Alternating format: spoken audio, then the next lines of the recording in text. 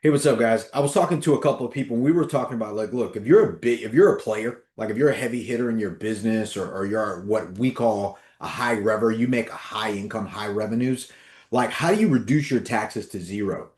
And I was showing them something, I was showing them on a piece of paper and they were like, wow, okay, like that makes a lot of sense and we need to start doing that with you. But I wanted to share it with you guys here. So bear with me. I'm not gonna go too fast, but because I got some properties I got to run out to in meetings. But I wanted to share this and get this out today. So let's just say because these guys all make anywhere from $1 to $3 million in revenue in their companies, right? So let's just take that number. Let's just go 2 million. Let's just go right in the middle. So they make, let's say you're let's say you make $2 million a year in your business. You know, you're an athlete, you're a doctor, you got multiple practices, you're a chiropractor, you got a PT practice, you're a dentist, whatever, right? Um, let's say you make $2 million a year in revenue. So I was explaining to them, and this is a California group, but like I said, this happens all across the United States, period. If you were where these guys are playing. So I'm like, look, here's the deal. Let's say you make $2 million, boom, in your business, whatever. 50% of that or more is going to be taxed. That's kind of how the game is going to go. So right off the bat, you're already at $1 million before you even do anything. You worked half a year to pay this, if you live in California, New York, all that stuff, like you worked a half a year to pay your taxes on the revenue that you did for your business, right? So then average business person usually is going to be somewhere around 70% in the expenses of their business. But that leaves 30% of that, 30% left. So when it's all said and done, they're sitting on about 300,000 a year, right? And that's pretty good. That is really good because if you think about that from a perspective of like um revenue and income in this country, like if you make 400,000, is like a weird range now. 400,000 to 700,000 puts you in the top 1% in the category as it relates to income producing and wealth in this country. That's not your net worth. That's nothing. That's your income. So, but thinking about this right here, this piece, the $1 million that actually went to taxes, that's a problem. So it's like, how do you go ahead and you reduce your tax bill, hopefully down to zero? And I was kind of talking to them about this. So let's take a look at that. So let's say, for example, you make $2 million. You know you're going to make $2 million. You're projected to make it in your business. Boom. So right away, you already are getting with your tax attorney, your tax strategist, and you go, look, I'm going to go ahead and I'm going to invest $1 million, boom, in real estate with Bell Capital, whatever. So you already know that you're going to do that. You've allocated this. You know that this is where this money is going towards the end of the year. You've built it into your projections, and you know that that's what's going to happen. So this $1 million, this is the goal because you're setting yourself up for this. That $1 million, let's say you earn 5% on your money. All right. That's a good number right off the bat because let's just say that's $50,000 a year, right? Times 10 years, right?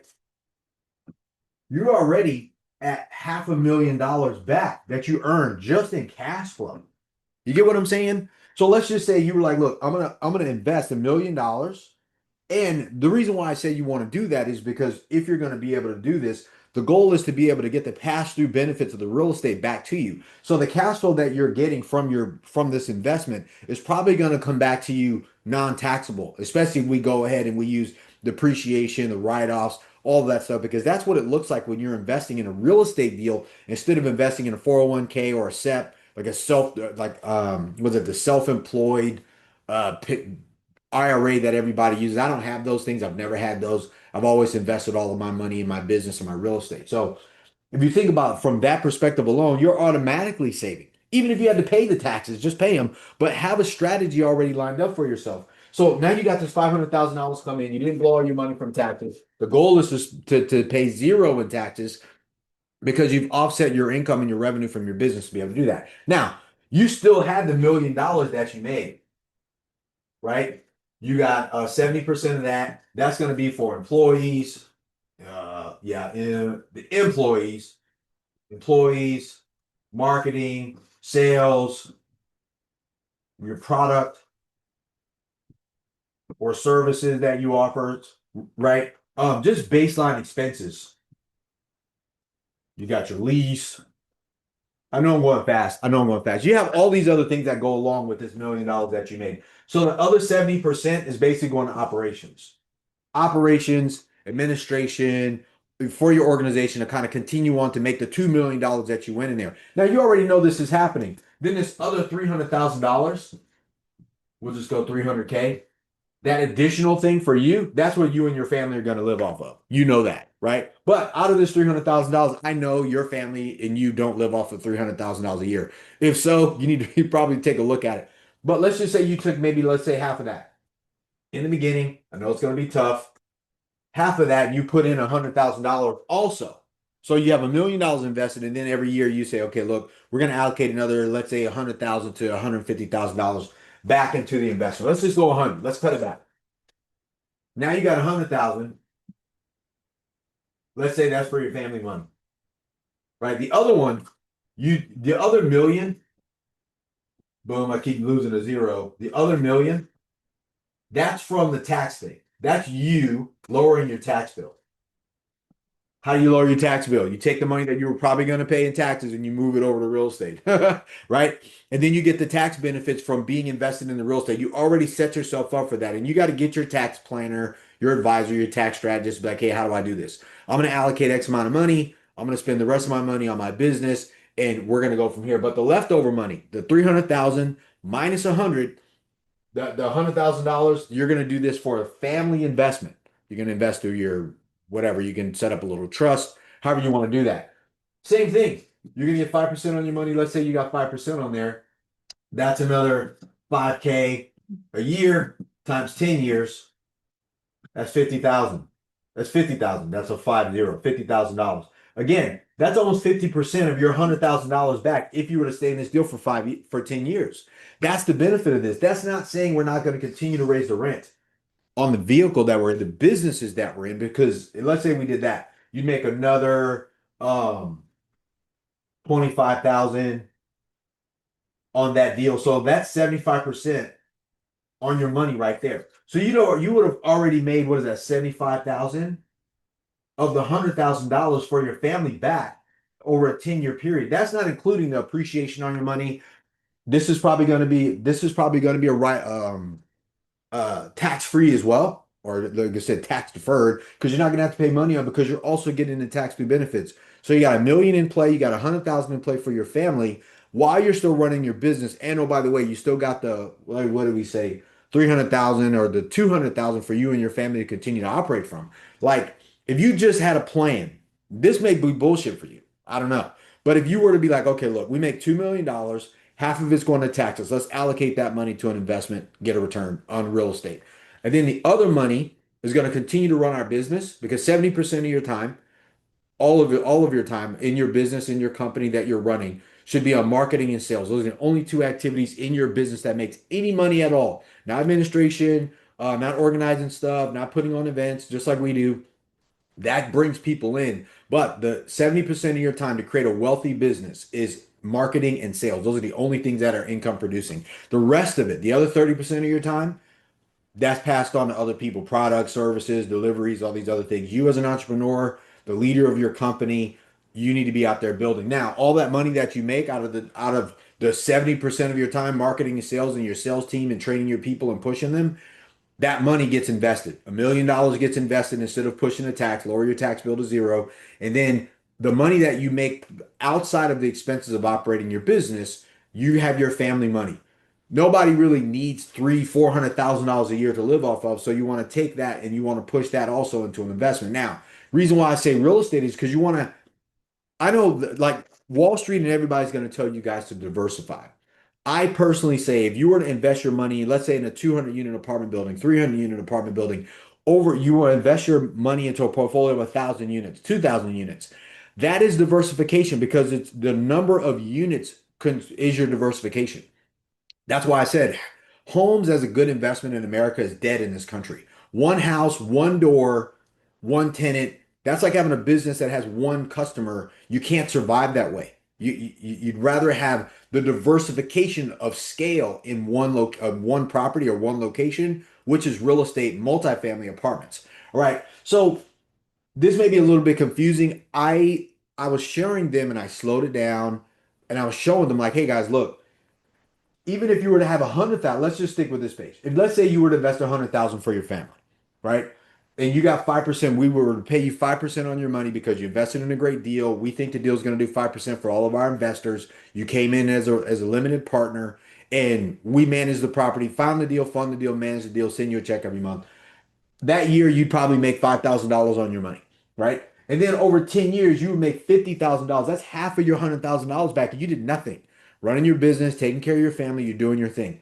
And then later, along this 10 years, we're constantly raising the income of the property by raising the rents, treating people good. The management company's doing a great job. And they're raising the rents by an additional. You're still getting this. This is an additional 5%. So you're getting additional, let's say 25,000. And instead of full 10 years, let's say we only did it for five. That 25,000 plus 50,000 give you 75,000. That's 75% of your $100,000 back just in cash flow. That's not depreciation. That's not the fact that the properties went up in value. And oh, by the way, and I'll go through that. Oh, so let's just say we got a deal. Um, and let's say we raised the rent by, let's just say this is a 200 unit deal. And let's say for this purpose, because we were looking at a deal yesterday, let's say we bought a deal for I don't know. Let's say we bought a 200 unit deal. We raised the rents by, let's say in over the course of 10 years, we raised the rents by, I don't know. I think rents are going to double, but let's just say we raised the rents in a great location by $800. Do you guys think that in a great location in San Diego County or Irvine or LA County, LA County, it's going to raise anyways, right? Because rent controls always raise rents, right? So, but let's just say if the rents were to go up on a 200 unit apartment building in a great location, a minimum of 800 bucks over the next 10 years, times 200 units, that's an additional 160,000 a year over and above what it's already doing. Times 12 months, because we do everything annualized, that would mean that in that year we created an additional almost $2 million on that same 200 unit property just by raising the rents 800 bucks. And we're talking 800 bucks is what? $200 a week in a month. That's nothing. All right, that one property divide. So we would do that divided by 5% on a cap. We would have increased the value of that building by almost $40 million, $38 million of that property. Now, naturally, when we went to either sell that property, you would get a portion of that. You get your 100 grand back plus whatever percentage of ownership you were in that deal. So your 100 grand is not only growing by cash flow. Well, number one, you didn't lose your money, right? Number one, it's probably going to be tax free because you're going to be able to get this money. We're going to pass on the depreciation, values, and income, basically all the tax benefits and the write-offs that will go to you as an owner because you're a partner in the deal. And then, oh, by the way, when we give you your money back and you got your cash flow, and you're going to get a percentage of this $40 million dollars that got created, an additional value of that property because we can control or force appreciation in that property if it's the right deal. Now, if you're a business owner, you can do that in your business, but you don't need two businesses. You can take some of the 300,000 extra, which you're going to do anyways, which is really a part of the 70% of the expenses, right? While you're operating your business, you're going to pay money into marketing. But you don't need a second business. You don't need to go do your own deal. You could just take a portion of your money, have a plan. Like we said, $2 million, take a good portion of the money you were going to pay in taxes, 50% of it, and reinvest it. Then out of the million you have left, 70% is going to go into expenses. So 700,000 of the million is going to be in expenses, running an operation, paying your employees, marketing, sales, building your company, your business, paying your lease, all that. Now, out of the other 300,000 for you and your family, take 100 of that. That's it. And then reinvest that in the same investment that you put the first $1 million in and have this family investment going and you have your other investment going that would have went to taxes. That is how you build wealth in this country. And when people think about that, they're like, oh, I can't do that. And what if I can't put in the full $1 million and offset all my money for taxes? Like, hey, get a tax strategist that shows you exactly how to do it. I can introduce you to some people. We have the vehicle already lined up. This is what we're doing for Bell Capital. I want to help entrepreneurs, high income entrepreneurs, high income people, or a middle income entrepreneur makes $1 million and they're still living paycheck to paycheck a year, right? Or less. So think about that. And the reason why that is that way is because most people don't have a vehicle to put their money into and continue to scale and grow their businesses, even if they make a lot of money. They don't have the write-offs and they're not in real estate. You can only make so much money putting your money in like treasuries. I know I was talking to a guy the other day. He's like, "Oh, I can just put my money in SP 500 and I can make like 8%." Yeah, but you're going to get taxed on the gain. So if you make 8% and you get taxed 40% on the eight that you made on the gain, that's like half of that money's gone. It's 8% turns into four. But if I gave you 5% on your money and the tax benefits that you don't have to pay, that's like me giving you 7% return on your money. And you get to offset that on some other income and revenues from your businesses that you have. So it's so much more than that. And oh, by the way, when you sell your stock, you're just getting the gain on that. When we give you your money from here from cash flow and also potentially not paying taxes on the money you got, you're also going to get this big bang at the end of it, and your net worth goes up because now you have a real asset that's going up with inflation. Everybody wants this asset if you're doing the right thing, right? And that's passive if you're going to be an investor with us. So I wanted to do this, and because I was going over this with them, I went over it a lot simpler.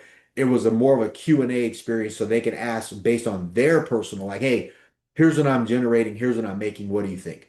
What kind of deals are you looking at? And if we were to put X amount of dollars in here, what would be our return? How do I make sense of that? And we were able to go over their specific situation. So but I wanted to do this with you guys because, you guys are my peeps. I care about you. I wanted to share with you guys what I do behind the scenes.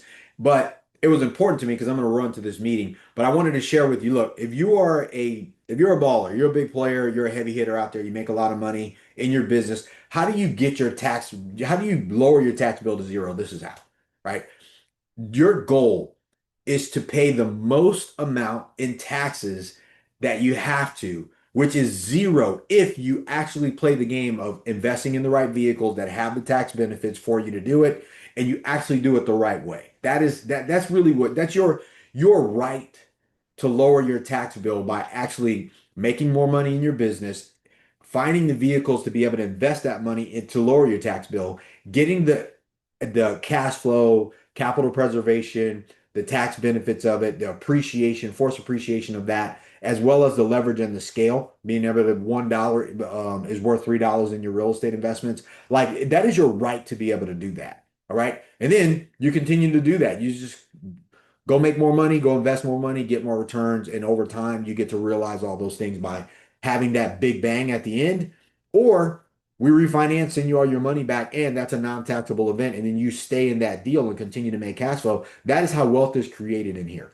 Um, Anyways, I wanted to share that with you guys. I got to run, but have a great day today. I appreciate you. If you have any questions about this, reach out to us. Go to bell-capital.com, schedule a call. Somebody on my team will walk you through your personal situation. We're here for you. We want to be a resource to answer any questions you have about this. So I hope this helps. Like this video, share the video, comment on this video, leave me a thumbs up or a thumbs down. Don't matter to me. I want it all. And what did you get from this? Where are you at on this equation? Or if you're not there yet, but you need to be able to figure out, look, if you are a high income earner or your business makes a lot of money, how do you get your tax bill down to zero? That should be your goal. And I want to help you do that. That's why we did Bell Capital. All right. So have a great day today. Let's get after it, guys. Boom.